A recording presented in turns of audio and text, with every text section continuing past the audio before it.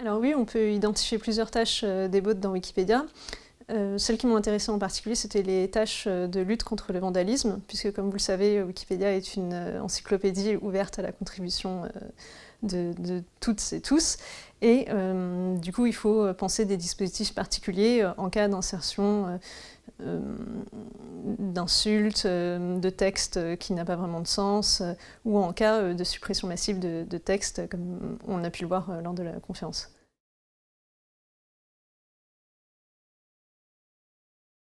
Les bots contre le vandalisme, ils peuvent servir par exemple pour la modération des commentaires en dessous des articles journalistiques sur les sites des médias ou sur les réseaux sociaux, par exemple. Sinon, il y a aussi des bots qui créent des articles dans Wikipédia, et il y a aussi la création automatisée d'articles dans certains journaux, comme par exemple le Washington Post, qui a un bot qui s'intitule Héliographe, et qui crée des articles sur certains domaines, comme les résultats de compétitions sportives, les résultats électoraux, l'actualité économique et ce genre de sujets.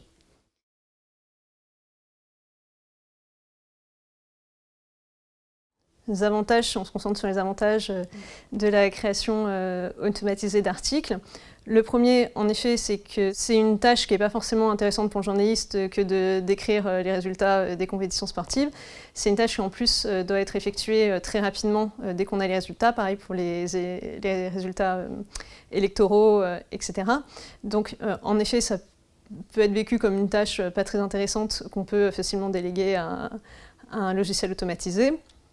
Et deuxième avantage, plus au niveau économique, ça libérerait du temps pour les journalistes pour qu'ils se concentrent sur des enquêtes de terrain pendant que des bots publient des articles et s'assurent, disons, d'une quantité d'articles satisfaisante pour la visibilité du média sur Internet.